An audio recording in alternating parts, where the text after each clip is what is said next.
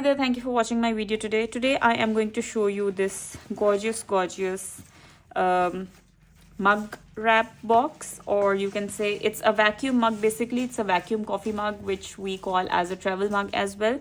It is a very thoughtful gift to be presented, and this makes a great gift for Valentine, and I'm making this project as the first project of Valentine's for this year. I'm going to be bringing projects for Valentine's in a series, and make sure you subscribe to my channel if you haven't already, so you can just keep an eye out for those projects.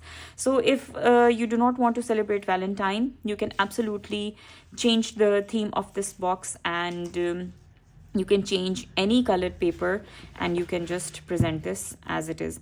The measurements that I'll be giving you will be customized for the mug that I'm using, but obviously you can adjust them according to your own needs. So without any further ado, let's just quickly crack on. For this box, you are going to need 2 pieces of pattern paper or cardstock, whatever you want to use. It needs to measure 7.5 inches by 12 inches. So the entire length of the 12 by 12 inches paper will be used. When you're cutting your paper, just make sure that you're cutting it the right way up when cutting the 7.5 inches side, right? So on the 7.5 inches side, you want to score at 3.5 and 7.5. Sorry, 7 inches. So you want to score at 3.5 and 7 inches. Then rotate your pattern paper and score at 2.5 and 9.5. I'm taking these measurements because my mug or my travel cup measures this size, because if I measure it, it is 3 inches in diameter, and I'm keeping a 1/4 inch room on either side, and then its length is almost 6 3/4 inches. So I'm keeping the height as 7 inches. So I think giving it a 1/4 inch gap would be enough. So you want to do this on both the pieces of the cardstock. Then quickly fold and burnish all the score lines.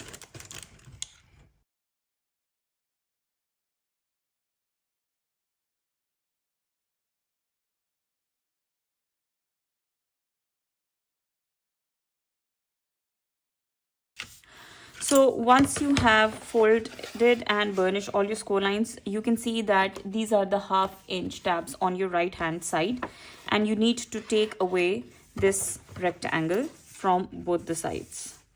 One rectangle will be at the bottom and the other one will be at the top here.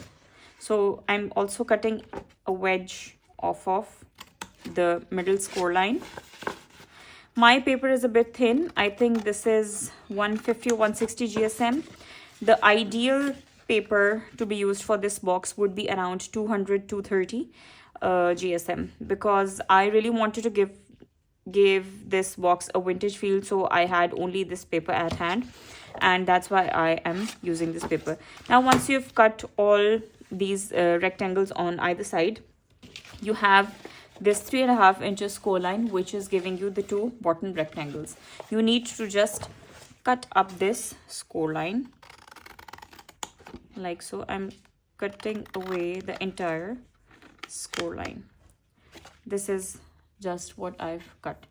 So do it on both the sides, because these will be the top and bottom tabs for our box.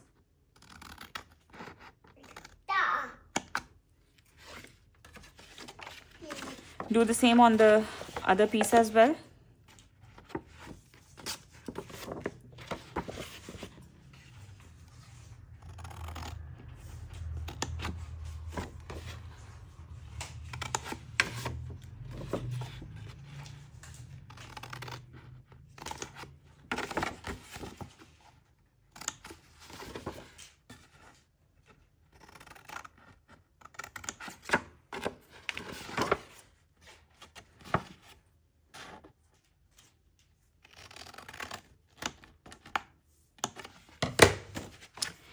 Once both of your 1/2 inch tabs are free, you want to put glue on this 1/2 inch tab, and this is going to give us a longer piece for joining the box.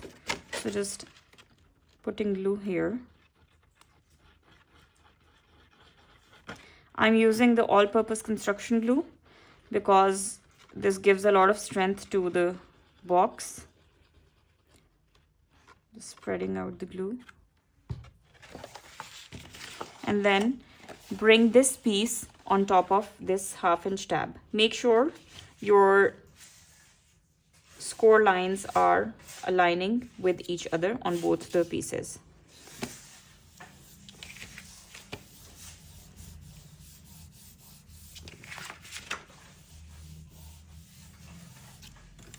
Just take your bone folder and burnish it a little bit to spread out the glue.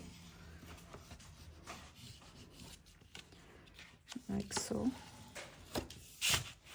Oops.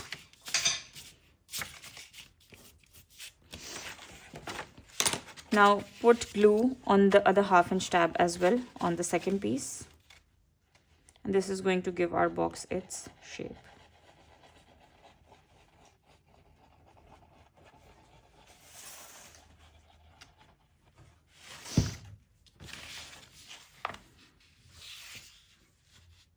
Make sure that your score lines are aligned once again.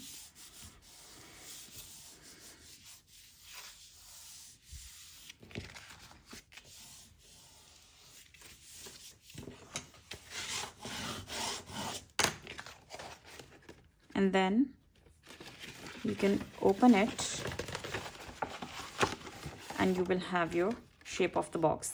Now, if you flip it over, you can see that the sides do not cover each other properly, but that's fine because I'm using the construction glue and you can always reinforce the lid as well.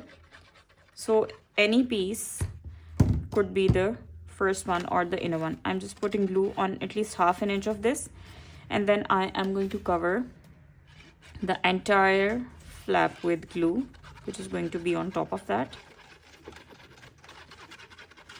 Like this, and then on this one as well.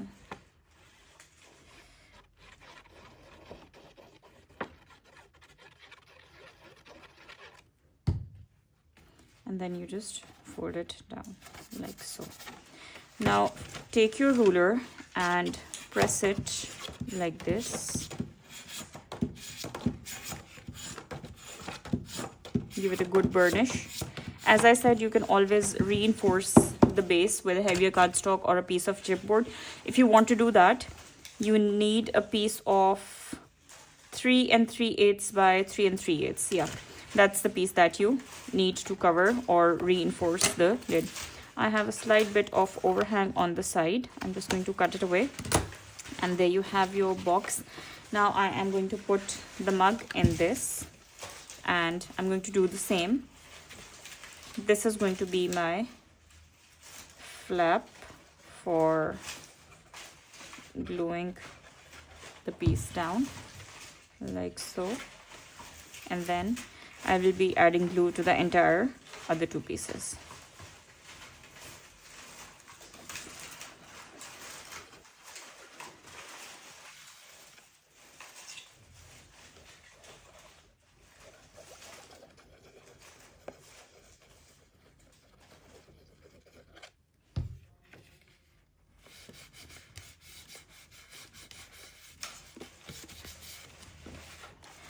So I have my box glued and all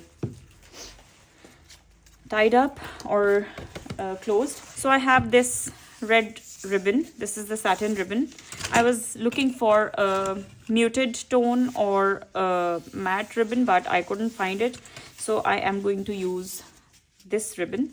So what I'm going to do is, I think I'm going to make a bow on the front, and then I have this matching gift tag here. So I'm going to put this here.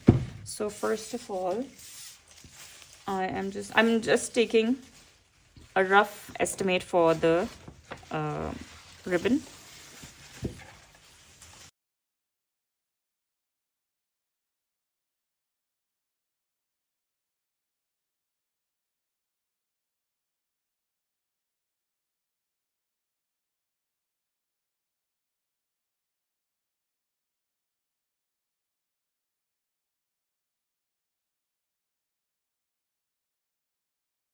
So here is my gift box ready. These make great gifts for birthdays, travel, farewell, any kind of occasion, and this is your go-to gift. As far as any occasion is concerned, Valentine's is just around the corner. You can gift this at Valentine's as well. Even if you do not want to celebrate Valentine's, or it's not an event for you, it's not an occasion for you, you can absolutely make this for any other occasion.